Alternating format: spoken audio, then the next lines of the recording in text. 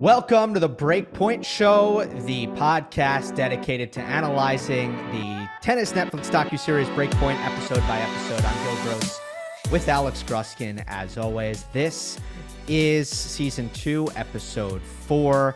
Another one where I didn't write the title down. Unfinished business. Unfinished business. It's like it's basically part of our intro. Sure. Gruskin, this one has a different feel. This episode is not like the others. We're not gonna, start with talking about how it started or anything like that. We need to talk about this episode's existence and the response to it, and the overall effect and decision making that went into making this episode.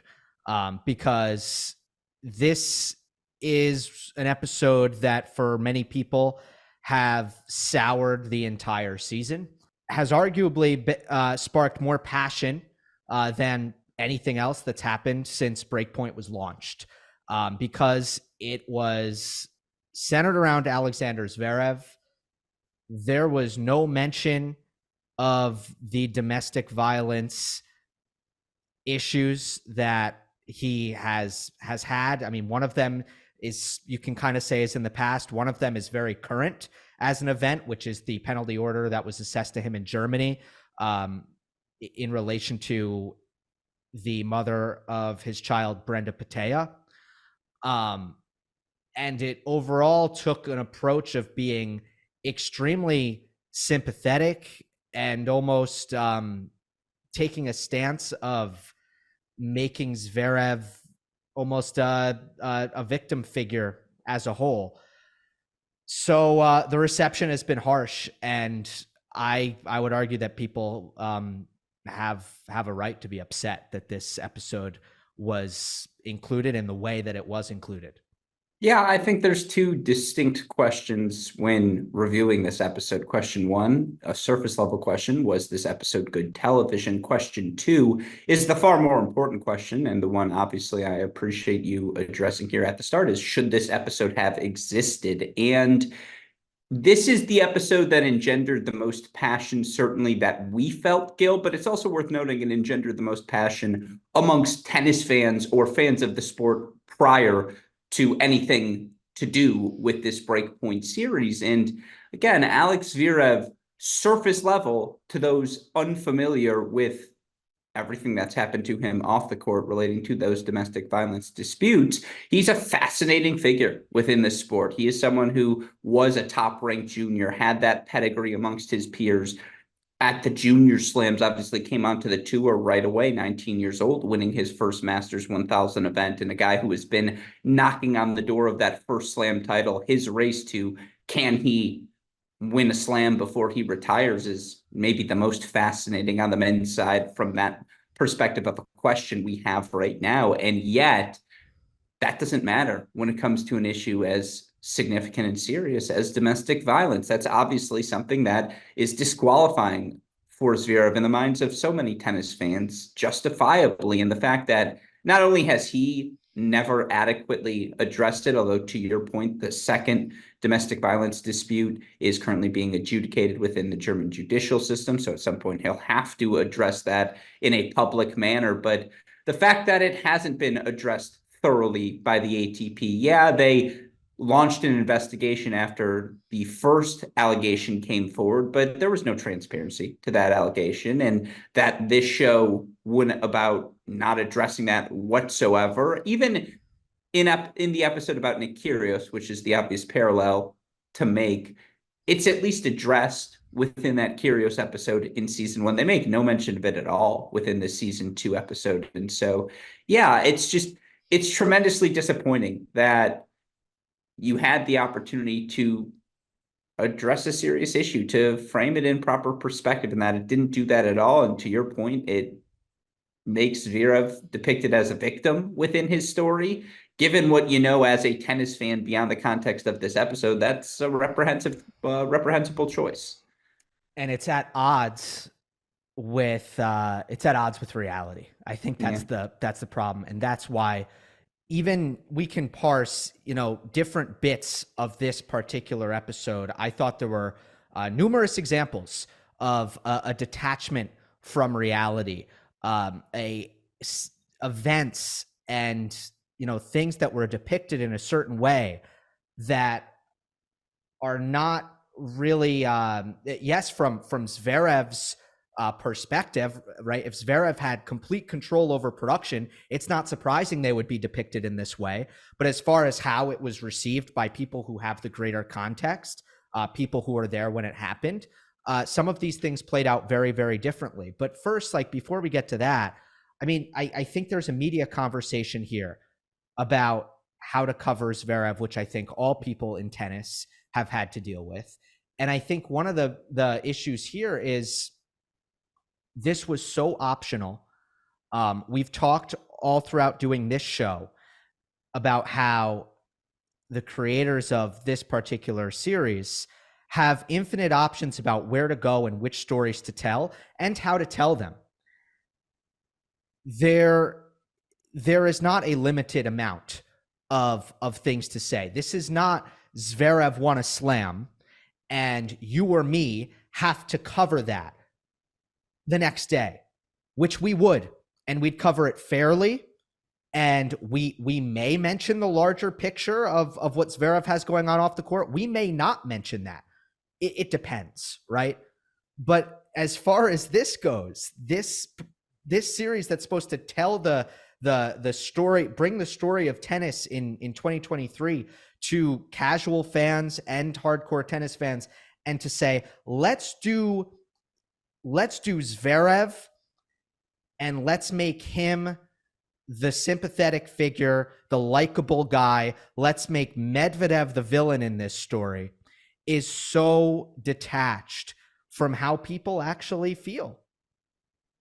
Again, I would point to how tennis fans in particular feel. I think it's important to have that context because this is an episode that if you weren't aware of what was going on in the tennis world, and I want to be clear here, tennis-centric world, the argument for including Zverev, and I'm not saying it's an argument I support, but the argument for supporting Zverev would be everything I pointed out earlier. It is a compelling tennis storyline. This is a guy who, at his best, is one of the two to three best. There are a million compelling tennis storylines. Why choose this one?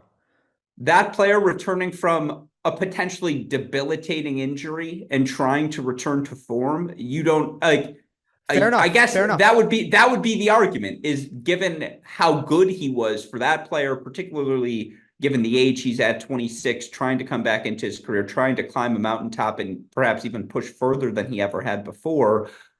All I'm trying to say is that would be the argument. That was the discussion they had there is, for someone who's not aware of anything happening in the tennis world, this player who is a top 5 player on the comeback trail is a compelling story. And it speaks to one of the broader themes, by the way, of season 2, which is they're looking for storylines. They're not looking for tournaments. They're following players, the most compelling players, the most compelling storylines. And ideally, those compelling storylines impact the top of the tennis world, which again, if that's the base they seem to be looking for, which is top of the tennis world, not the compelling story of the player who might be 46 in the world, but, oh my God, let me tell you about the lack of resources he had in his federation. Let me tell you about his struggles at the ITF, or, a guy like Yannick Hanfmann, who I think is a fascinating story. And here, the only reason I bring him up is because it's a guy who is deaf in one ear. This is a guy who went the college tennis route. This is a guy who wasn't a top 50 player in the world until after the age of 30. Like, to tennis fans, that's the guy we want to hear about. They are trying to sell a mainstream show, and Zverev is as mainstream as they come. Again, I don't understand the choice because there are better storylines there. Let me cut you off. You're right. At face value, as a tennis story, the recovery from that injury for a top 10 player, for a contender, at face value, is it makes the short list of the compelling stories that occurred over the course of the 2023 season. It makes the short list as a story at face value. But then it becomes, how are we framing it? How are we telling it? And it's let's ignore the stuff that comes to the top of the tennis fans' mind when you first think of Alexander Zverev, many tennis fans. Let's not even address it. And let's try to go the path of making Zverev the sympathetic baby face hero, which is what this happens. That Zverev is the victim of a terribly unlucky injury. That is true. Zverev is the victim of Medvedev's unsportsmanlike behavior. And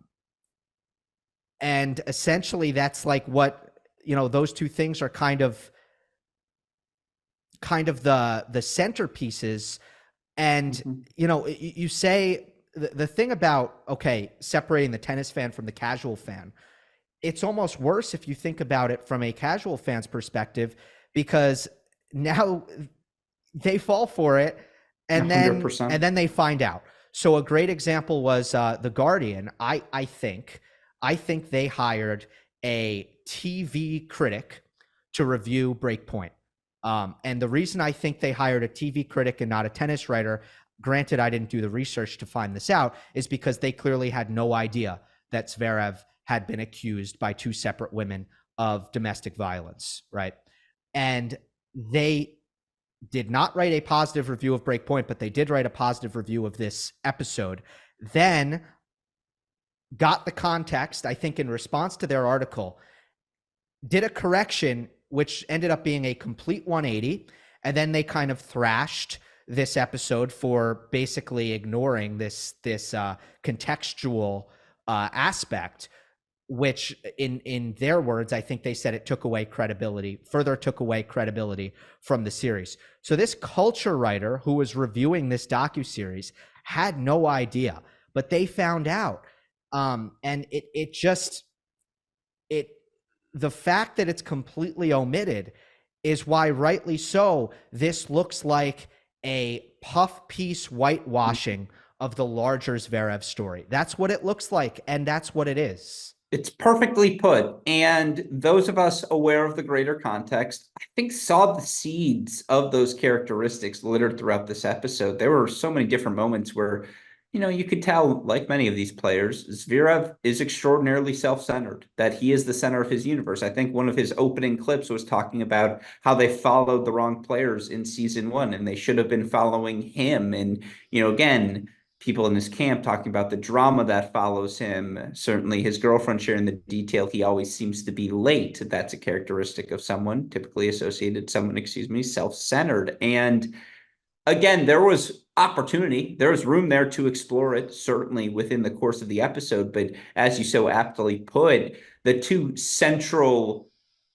events of this episode were the conflict between he and Medvedev within their match, and then him returning from injury. Like, those were the two central conflicts. And in each of those conflicts, Zverev was portrayed as the victim. And it's just, he has been anything but in the broader sense of his career. Right. He has been, they built the next gen campaign around Zverev, who was ultimately too good to play in the events, but he has been tapped as the next generation superstar. He was the guy who at 18, 19, 20 got to hit with the Federers, with the Nadals of the world. Obviously helps that his older brother Misha gave him that entry pathway into tour life. But you're so right. It was a puff piece. They showed you Sasha Zverev as a victim trying to overcome adversity, as opposed to, perhaps injury aside, discussing how much of that adversity has been self-inflicted. And if he weren't a tennis player, Yeah. based on the penalty order, which is, he gets to appeal, but it is a judge finding him guilty for an offense initially. I think if he were a part of any other league, he'd face a suspension. He hasn't faced any consequences of any kind as far as his tennis career is concerned. Well, to that point, I think in season 1, they might have chosen to even explore that fact and discuss a lack of a policy existing within the ATP Tour framework and how these tennis players are individual contractors. And again, that wasn't the objective of this episode, very clearly from the start. But you are absolutely right. The ATP Tour lack of coherent policies as it relates to domestic violence disputes is the reason that Sasha Zverev still is continuing to compete on court freely, is the reason Netflix can follow him. Right. And that stuff is all complicated. And look, another thing is, I'm a believer that everybody gets to make up their own mind, and that it's not my place or your place to convict Zverev of these accusations, and we've done no such thing, and nobody has really done any such thing other than the judge in Germany. Yeah. But everybody also gets to say their piece, which includes Zverev. Zverev gets to say his piece. Olya Sharipova got to say her piece, and then everybody gets to decide. Sure. But when you omit information, that is where, instead of everybody saying their piece, you have a high level public figure like Zverev drowning out the negative stuff associated with his name that is very, very current. And that is when there's a problem. The problem is not when all of this stuff, and if you want to give, Zverev deserves a microphone and he gets to defend himself. That's how this works. But for none of it to happen, for it to not exist at all, is kind of the greater problem. And I don't know why I felt the need to clarify that, other than, usually after these conversations, you're met with like, well, he might be innocent. And it's like, sure, that's great. You get to decide that based on the information being presented, based on the information being out there. It's another thing not having the information there at all. Couldn't agree with you more. And again, this episode continues to reinforce that Alex Zverev is not at all an antagonist, that he is a victim, in the way that they portray Medvedev clearly as the villain within the course of this episode, and the mind games he's playing as clearly being outside the boundaries, excuse me, that's the term I was looking for, of the decorum of the sport. And again, even Tiafoe talking a little trash right after that third set. Hey, we're going 5. Like, everyone's trying to get in Sasha Zverev's head. Everyone's trying to disrupt his world, which, by the way, comes back to something you mentioned in our last episode. It's never the tennis. It's always something mentally. That's the reason these players haven't clicked the way they need to. It was, though, interesting to hear Zverev, Tiafoe analyze one another's games. Certainly, you got that a little bit as it related to Medvedev as well. Also worth knowing, Francis Tiafoe on Sasha Zverev, he loves himself, but I like him. Like, that was the quote. Again, another person just offering us a little crumb, dare I say, of perspective into Zverev. But yeah, like, it was really well said. I think you addressed it perfectly. Let's go to some other parts of this. More specifically, the Monte Carlo stuff with Medvedev. I thought that was also a bit of a spin job. It was completely from Zverev perspective. I didn't see it that way at the time. And this is when we can kind of loosen up and have a conversation about something less serious, because this is now about conduct on the court. And I kind of went back to my coverage when that happened. Look, Medvedev knocked over the net stick because the net cord went against him a couple of times, twice in the previous game. It was an immature thing to do. No doubt about it. Carlos Bernardus, the chair umpire, had a laugh about it. He went down to fix it. Medvedev had a laugh about it. No warning was given. I don't think it's the best behavior. I didn't think so at the time, but it didn't delay the game at all. The bathroom break. Medvedev, basically was back. He was back on court by the time the 90 seconds that's allotted for a changeover is over. Okay. And then, look, Zverev did have to wait, I would say 10, 15 seconds. So there was a 10, 15 second delay before he got to start his service game. He hit a couple service winners, held serve, broke in the next game, then served for the match at 6-5 and got broken. So don't tell me the bathroom break was disruptive. You held serve, broke serve after the bathroom break. That part is BS. And then the playing with the crowd thing, Daniil was getting booed for asking Carlos Bernardus to check the mark. His response to getting booed is up to him. There's nothing unsportsmanlike about, giving the ear or playing up to the crowd or shushing the crowd. He's getting booed. He's the one getting booed. There's nothing unsportsmanlike about it. I don't disagree. I think the framing of it was, again, to make Zverev the victim, that this is beyond the boundaries of what's typically acceptable within the sport. It's not. It's perfectly legal. Everything Daniil Medvedev did was perfectly within the realms of the game, and that's what he likes to do. Like, Zverev's assessment was not wrong, in the sense that Daniil Medvedev does try to disrupt a rhythm, not just with his tennis, but tries to make himself the main character of the story of the match and tries to, dare I say again, I'm the victim of a bad line call. Now the crowd's booing me. Everyone's against me. That's what he does to get himself going. Speaks to Zverev that he let that disrupt his rhythm. Like Yeah. again, Zverev had the opportunity to win that match. They did show us more tennis, a little more head to head, a little more back and forth momentum, which again I'm enjoying about these episodes more of. But again, this is where I do think how this episode plays for common sports fans versus how it plays for tennis specific fans will be a little bit different because tennis fans are more aware of what actually happens within the boundaries of a match. Tennis fans, to your point, might even go back and rewatch the match, being intrigued of, wait, what was the context of this? The two net cords on him removing that net post being key there. But, and again, like, it's a little dirty in like not in an illegal way, but in a, all right, dude, like, come on now. Like, really, Yeah. that's what you're going to go to here. And ain't nothing wrong with that. It's gamesmanship. Like, that's what Daniil Medvedev does. You could portray that as much as a strength as they try to make it out as a negative, is that mentally he just is able to get that edge on his opponents, find ways to do that. Again, like, it speaks to the framing within this episode. If you are a fan of tennis, this episode is not for you. Like this is the one where you just it was a little too mainstreaming of certain things. Because again, if you are the common fan, your perception of tennis is that, yeah, maybe there's some grunts here and there. I know that Nick Kyrgios guy gets a little bit loud, but everything else is they play, they change ends, they end the match. And certainly if you are a fan unaware of that, to see Medvedev take out a net post or run off the court and then come just as time comes back, you're like, oh, a little gamesmanship. Interesting. Like that is a little bit different than I've Mm-hmm. seen from everything else.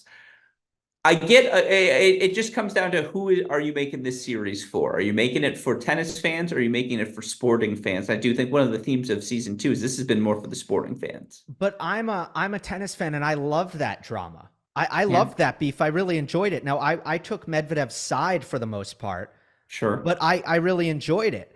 If I may ask, would you have framed it differently? Yes. In what ways? Zverev was unbelievably mentally weak to let Okay. all that crap get to him. And the only person in the series who in the episode who said it was his girlfriend Sophia.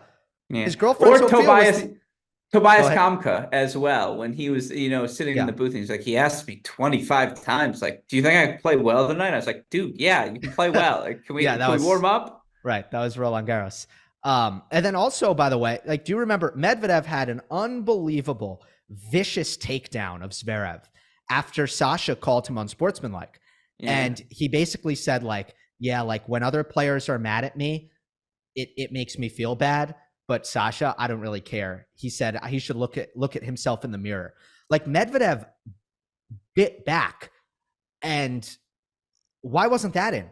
Yeah. Why didn't Netflix get that? Medvedev defending himself and actually going on a counter offensive against Zverev. That's juicy. That wasn't in here? No, because it was all Zverev's world. Yeah, they wanted to make him play video games instead. Like, Yeah. I agree. That's completely fair. You had this compelling character in Daniil Medvedev, who you gave some serious run to within the course of this episode. You didn't want to get his response, his side of what was happening during that event, maybe why he was doing what he was doing more than just the broad sense of course, you want to get in the head of your opponent. I couldn't agree with you more. You had the opportunity to do more within the context of that match. And by the way, within the context of their rivalry as well, because yes, at a surface level, they kind of described how these two had played each other for a decade plus now, but there is an alternate universe, not to get too Tennessee, where this is the defining rivalry right now on the ATP Tour, where Medvedev, Zverev, 26, 27 years old, respectively, they both flashed and have achieved things that world number ones achieve. They have both achieved things that typically multi-time slam winners do. And again, Medvedev has his one, certainly, but Zverev's 0-1 in slam finals. He doesn't have that. And in the alternate universe where things broke his way, maybe these are the best two players in the world. And how that hangs over their results as well, because they're both still fighting for those ultimate breakthroughs and to, dare I say, surpass Djokovic in the context of be the best player in the world at this moment. Like, we didn't get any of that either. And you had the opportunity to portray kind of, you showed us Runa and you showed us Alcaraz. who are they chasing? You show them chasing Djokovic. Who else do they have to surpass on their quest? And like you had the characters here to do it. Yeah. Uh, a couple of other examples where I just thought the Zverev spin kind of made things a little bit detached from reality. I'm just going to use the term again. Sure. It kind of starts with maybe I'm on the verge of my first slam. Yeah. I mean, I don't know. It's one set all in the semis. Like you're 4 sets away, man. And like he said this not just to Netflix. He said this in press conferences. Like he's a little bit delusional about this Roland Garros thing. I think he had a chance to beat Nadal in that match. I think if anyone who was watching the match can kind of see that this was a total dogfight. But like, I don't know. Then you got to go play the final. Like, what are we really? Are we on the verge here? I don't know. They show him beating Tiafo. They don't show him getting blown out by Ruud in the semis, and Right. they go What straight from happened there? Tiafo to They go straight from Tiafo to the Hamburg title. You're like, again, we're trying to put the prettiest bow on this. Totally. And this is the only time it didn't bother me with Runa. I think it bothered Hmm. other people based on the comments. When Runa just kind of skipped ahead to showing Runa versus Alcaraz, it didn't Hmm. bother me. This one bothered me because it's like, first of all, we're going from Roland Garros to Hamburg. Hmm. Where those things don't Not measure in up. order. Yeah. Yeah, exactly. It's like, Yeah. no, let's do the important one. Yeah. Um, and then it was the cherry on top to an episode that just felt like, are you Zverev's PR? And then it's like, Mhm. no, we're going to stop and go to the Hamburg title. And it's like, yeah, that's what Zverev's PR would do. That's exactly what they Absolutely. do. Absolutely. All right, next thing, uh, the injury, which was terrible to watch, which was a true, case of terrible luck for Alexander Zverev. Just a lot of like my career was over. I thought my career was over. The way they portrayed that. Could you imagine if this was a documentary about an NHL player or an NBA player or an NFL player, and they are 25 years old, I think at the time of the injury. They're 25 and they turn their ankle and tear 3 ligaments, which is bad. Don't get me wrong. But could you imagine if this was an NBA player and they're like, yeah, I turned my ankle. I thought that was it. Thought my career was over. I mean, it's hyperbole at its finest. And yeah, I mean, it speaks to in the moment, I think he thought he Kevin Wared. Like, I think he thought the bone was completely out and that his Uh huh. ankle like was just loose and his foot was just hanging there. And again, it was brutal to watch the moment. Complete roll on the clay. You stop short on a slide. It's just like a worst case scenario sort of tennis injury. It was also again, that match was maybe the peak of physicality in tennis we've seen in the last 5 years. Him and Agreed. Nadal, 3 hours, they weren't even done with the second set. And again, Nadal goes on to win that Roland Garros. It was a micro storyline at the time, but certainly a fun what if. Like, could Zverev have won that match and gone on to win the slam? Honest to God, maybe. Like, not yes at all. I'm not even saying a 50-50 shot. Yeah, I'm saying it maybe. wasn't a 0% shot, which Right. is higher than most against Rafa at Roland Garros. And so I understood the hyperbole in the context of that is probably the best I have ever been playing, which not false. You could see he looked stronger there than he Mm-hmm. does now. Hasn't quite gotten that back yet. But yeah, it was you said it best. Is this a PR piece for him? It might just be this is what I'm playing, on loop. Yeah, absolutely. Okay, last one. Just the Tiafo match. So that was on Peacock. Uh, I didn't watch that match. You're But too busy watching Chiefs Bills. yeah, so maybe I'm about to buy Peacock and I'll catch the next Yeah. one. But but the other thing was the framing of this win as this super significant win where uh, big win. I don't think he had beaten a top 20 opponent until he beat Tiafo in last year. So great win, but weird for a triumphant climax. And Breakpoint has done this a couple of times. I think I criticized this in season one. I think it was like a Tomjanovic win that I didn't think was that big a deal. Yeah, yeah, And yeah, they just made it seem like a yeah. final or something. It was a bit of that. It's like, oh, this fourth round match was just that was the moment. Why? Yeah, I mean, it speaks to the narrative. Again, if you are a non-tennis fan, for him, 1 year removed from the ankle injury to win that match, get to the second week of the French Open, like that's a big deal. Or to get to the fourth round, whatever. Obviously we know that's a second week. A common fan might not. you also knew Francis Tiafoe from the previous episode. Hey, they told me he was really good. True. And then one of my bigger themes is the show's kind of struggled in season 2 to have a connective thread between episodes. Now, obviously, the last 3 episodes have been men-centric, so there's no way to really connect to the Sabalenka storyline. But how Runa, Alcaraz connect to what the Americans are trying to break through and do connects to what Zverev and Medvedev, et cetera, are trying to do. Like, there is a through line there if Yeah. they wanted to explore it, and they kind of chose not to. That said, why make Tiafoe the exclamation points? Because you kind of knew him, and that was a little bit of a through line of, oh, this must be a good victory. I think you're right about that. It did continue some themes from Medvedev where like Tiafoe's trying to have fun, which I Yeah, actually thought was insightful. Like I thought don't let foe have fun is actually probably really good advice towards trying to beat him in a match, make him bored. it's a But good train. Sorry, this go didn't mean ahead. to cut you off. Go ahead. Well, I was just going to say, I think you're right. We know Tiafo, and that's a big Mhm. deal. And I think in terms of having connective tissue between the episodes, I don't think there's even an attempt. Like I don't think that's part of the equation for this season really at all. So I think you're right about that. Yeah, I appreciate that. And that gets to, again, my last few things before we wrap this. And they're pretty quick things here. But question 2 was, again, should this episode have been made? I think we were both pretty clear. If you're going to make it, don't make it a You puff got to be PR piece. Actually honest. explore the Zverev story, and they did not do that. So you absolutely flunked that test. Question 1 I asked was this good television?